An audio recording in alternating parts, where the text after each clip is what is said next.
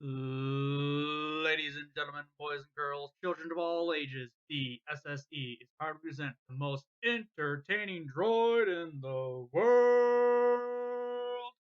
It's me, it's me, it's R2D2. How we doing, everybody? Everybody from the Snorlax squad, how are we today?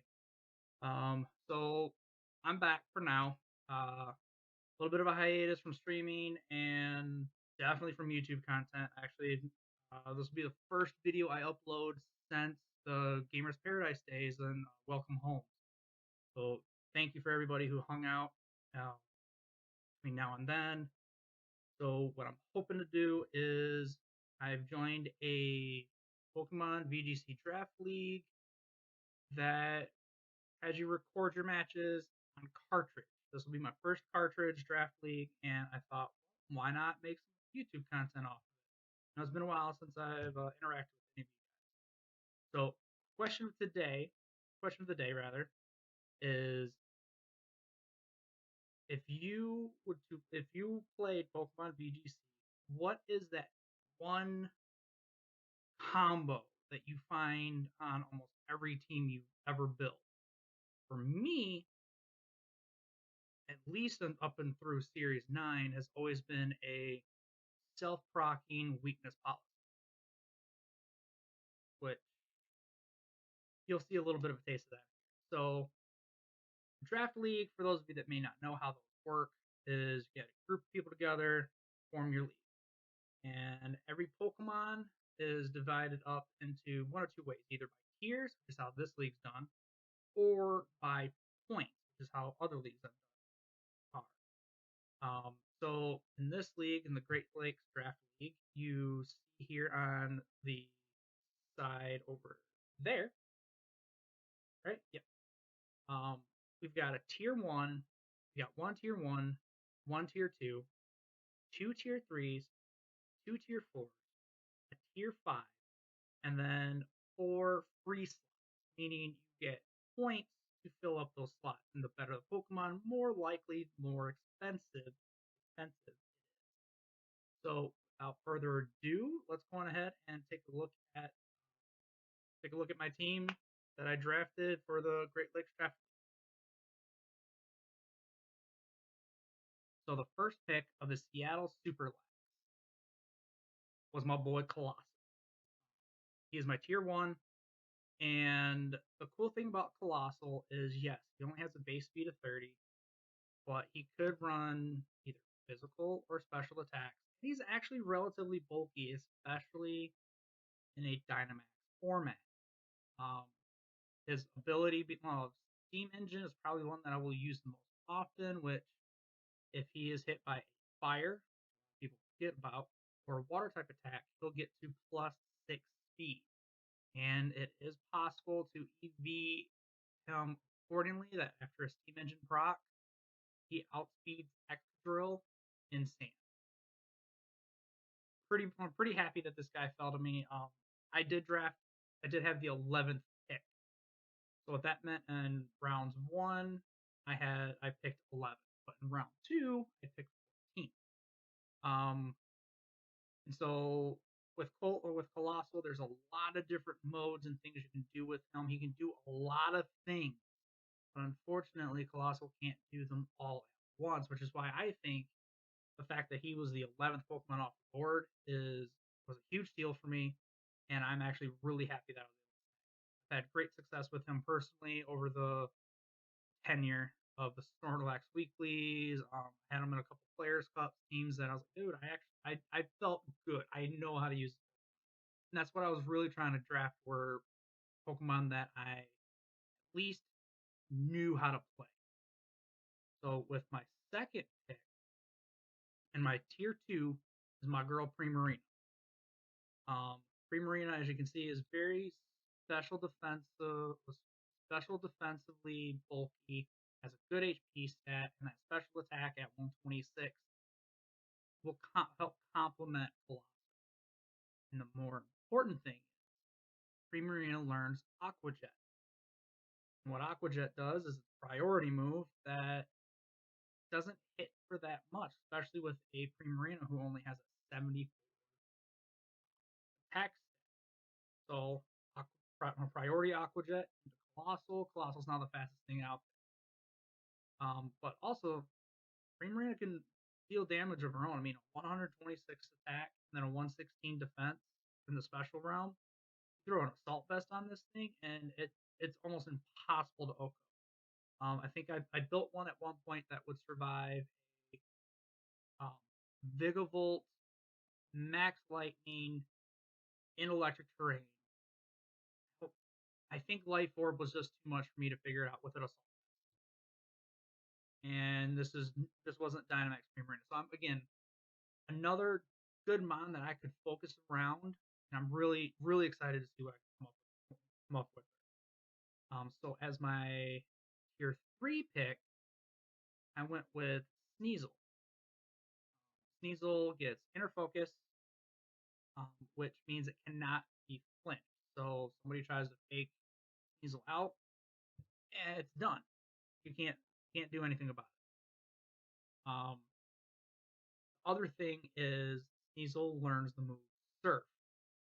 I could use to proc Colossal Steam Engine and more likely is weakness policy. But also Sneasel gets a good amount of support moves. Triple Axle as a good stab because it is a dark steel type. It unfortunately does have that ×4 dark weakness, but again with Primarina there who resists fighting, so far I'm okay with the synergy that I've got built. But again, Sneasel will also help support next pick. And again, because I was at the end of round 1, I was able to pick my Pokemon into pairs. So, Colossal Primarina, Sneasel, and Virizion. Virizion is a grass fighting type. Good, again, good special defense bulk. A physical defense, a little lacking at only 72, but again, a good speed at 108. But Virizion will give me another offensive mode because of its ability Justify.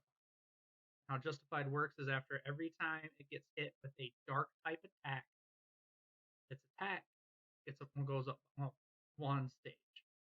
Well, our friend Sneasel there, pick that I took with Virizion, learns a move called Beat Up. And it's fast enough that I throw Scarf on, Choice Scarf, which multiplies your speed 1.5 times, but it also locks you in on that move. It's going to outspeed a lot of the format into a beat up, and now Virizion is just going to start Okoing anything and everything. And also because of, actually at this stage in the draft, all 3 musketeer horses, or whatever you want to call them, Terrakion, Cobalion, and Virizion all were still available. I chose to go with Virizion because that would help fill my fire, water, grass pool. Again, in draft is one of the few staples that you want to identify. But so I look at my team. I'm like, okay, I've got good fast mode, got great setup mode. What else could Colossal do? Well, other thing that Colossal can do with base speed of only 30 could be a decent Trick Room. So I thought, all right, let's start developing the Trick Room mode. So with my next pick, I took Diggable. Diggable's a bug electric type with huge off the wall special attack. I was like, yes, thank you for falling to me at towards the tail end of the 5th round. And with a base speed of 43, a good potential Trick Room sweeper. And again, for those of you that may not know, Trick Room reverses the speed bracket. Lower mons go first within the priority bracket. So moves like Aqua Jet would still go first. But then, again, it was like Virizion was 108. Vigavolt would go before that Virizion. It's a great way to help the slower, bulkier, heavy-hitting mons such as Vigavolt kind of do work. And again, for life Magnet, Life Orb. I don't think it's. I've not messed with it too much to know like what kind of maybe a support set that it could run, but I definitely see this guy coming in and doing a good amount of KO. So I've got two Trick Room sweepers. Don't have a Trick Room setter. Well, I addressed that with my next pick, which would have been my second free slot choice. That was Dusknoir. Dusknoir Trick Room. It's the evolved form of everybody's favorite Trick Room sweater, Dusclops. Unfortunately, Dusclops was just too expensive for me to spend. So I was like, all right, why not? Dusknoir still with 100 base attack could do some damage.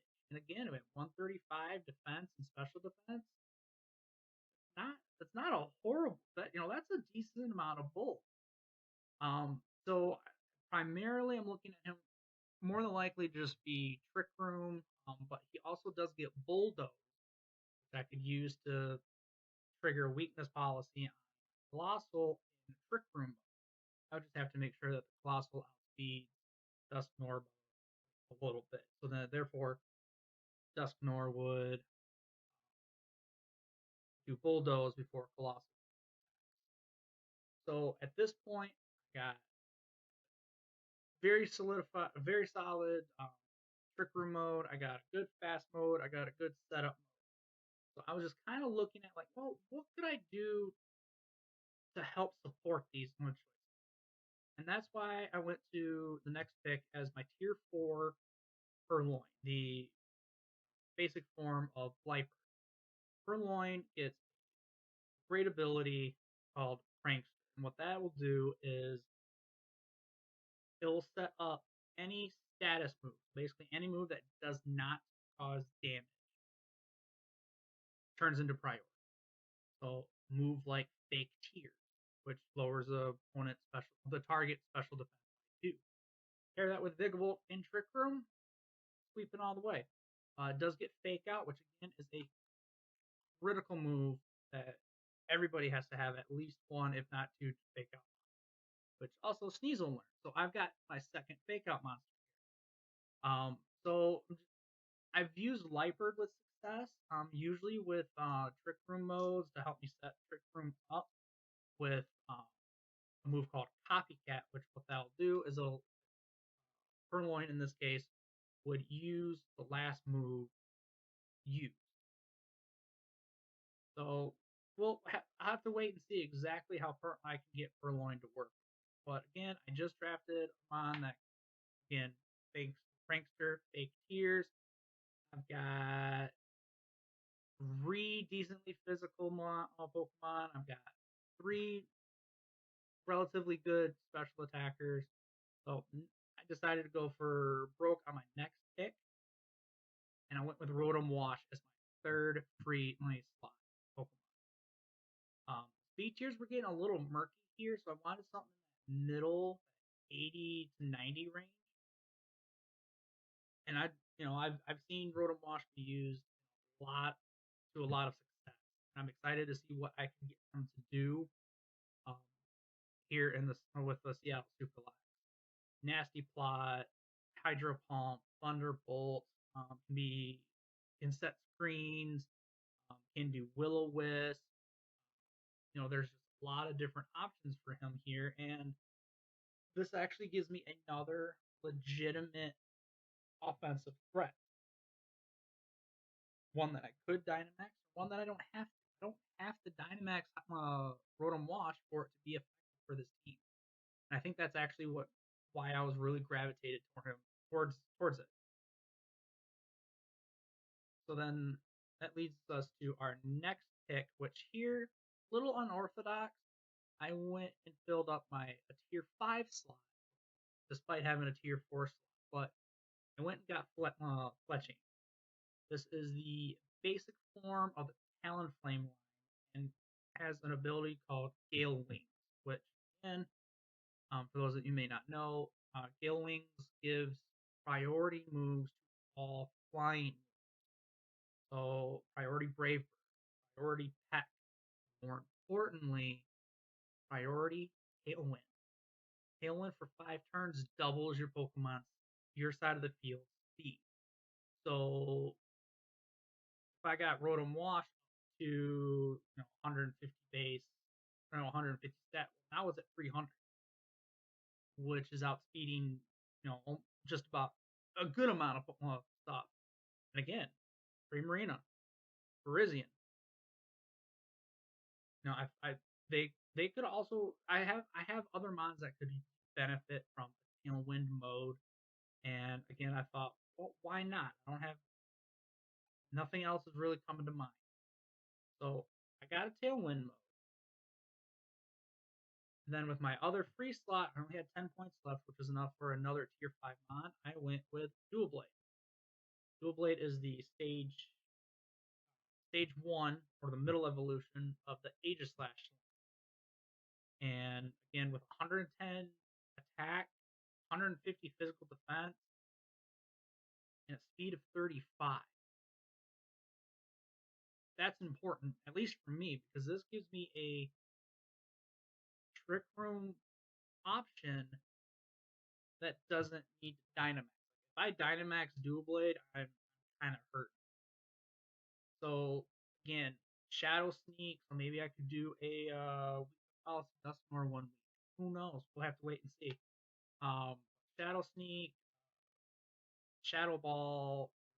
Actually, Shadow Ball is one of the special attacks. So, but either way, there's a lot of options that I think he helps fill in. I mean, again, for tier 5, you don't expect too much out of your tier 5 or your lower tier. But again, I think Dual Blade will be able to do a lot of help. And then the last choice, my last pick. My last pick, I took a lot of time because I'm like, I know most of my team here. As you see, I only have one slot left. So I went into filter. I was like, all right, which Pokemon doesn't add unnecessary weakness? At this point, I had a lot of, majority. I had a negative split in Rock. I had a negative split Fairy, and most of the options added a horrible fire weakness. As you see, I've got four. I've got four fire type weaknesses, with Sneezel being an ice, Diggable being bug, Dual Blade being steel, and Virizion being grass. So I'm like, all right, I need something that's not going to add a fire resistance, not going to add a rock weakness, and that's not going to add a fairy weakness. I also wanted something in the 85 and up tier or speed. I also wanted something that had at least decent bulk, both physical and special, and an option for to go against weather teams was kind of the tiebreaker. So I narrowed it down to Ditto, Double, Kangaskhan, Luxray, and Starmie. And like I had mentioned, I decided that I wanted an answer to weather teams because again, there was there's a sand team being drafted, there's a baby sun mode, there's a water team. So I decided to go with Golduck. Again, decent defense stats. At least I was looking for something in the 75 range in both physical and special. Good, decent speed tier again of that 85 in that same realm as Rotom Wash. But again, its abilities is actually what got it on. I was looking at Cloud9, which negates all weather. So Venusaur, who gets chlorophyll, therefore is twice as fast in Sun. Throw Golduck out there. Really wouldn't do this, but still. Throw Golduck out there. Venusaur is now not twice as fast. Right? And then again, it also gets Swift Swim, which with Furloin, learning, getting Prankster boosted, priority Rain Dance, I got a baby swim mode. I got a baby water mode here. So that's my team: Colossal, Primarina, Sneezel, Diggable, Furloin, Golduck, Fletching, Brizion, Dusknoir, Rotom Wash, and Dual Blade. Welcome to the Seattle Superlax. Glad that you all were able to join the team. Looking at the average stat, I'm kind of muddling along. I don't know where everyone else's stats are on this, so it's kind of hard to compare. But I think as you see, I'm in the mid to high 80s in both defenses. So I think that means my team is overall bulky. 65 is a little middling speed tier, but I've got options to mess with the speeds. And then honestly, a 78 split in both physical and special attack means my opponent's not going to know which route I'm how to defend, how to build their team. And then a 65 base HP, I can live with that. I think HP is one of those stats where I don't pay too much attention to. Um, but but without that's wrap, guys. I appreciate you hanging out. Don't forget to smash that like button. Don't forget to hit that follow.